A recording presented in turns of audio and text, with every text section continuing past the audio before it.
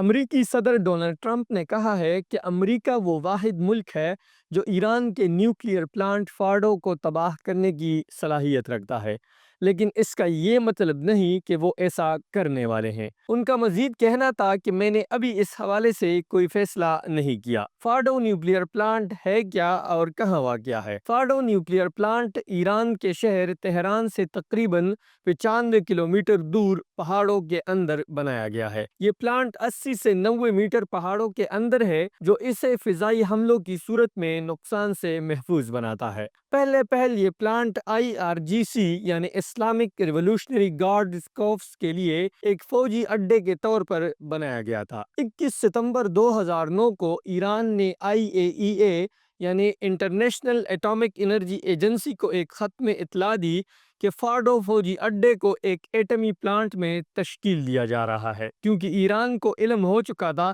کہ کچھ مغربی خفیہ ایجنسیاں اس راز سے پہلے ہی واقف ہو چکی ہیں۔ چند ہی دن بعد امریکہ، برطانیہ اور فرانس نے باضابطہ طور پر اس بات کی تصدیق کر دی کہ وہ اس خفیہ نیوکلیئر پلانٹ کے بارے میں پہلے سے جانتے تھے۔ رپورٹس کے مطابق 2009 کے اوائل میں ایسی معلومات حاصل ہوئیں جن سے پتہ چلا کہ ایران یہاں 3000 سینٹریفیوج نصب کرنے کی تیاری کر رہا ہے، اور ستمبر 2009 تک اس فوجی اڈے کی نیوکلیئر پلانٹ میں تبدیلی تقریباً مکمل ہو چکی تھی۔ 2023 میں IAEA کی ایک غیر اعلانیہ تفتیش کے دوران فارڈو میں ایسے یورینیم پارٹیکلز پائے گئے جو تقریباً ہتھیار بنانے کے معیار تک افزودہ تھے۔ IAEA کے مطابق فارڈو میں 2976 سپننگ سینٹریفیوج لگانے کی گنجائش ہے، جبکہ ایران کے سب سے بڑے نیوکلیئر پلانٹ نیتنز میں یہ تعداد تقریباً 50,000 ہے۔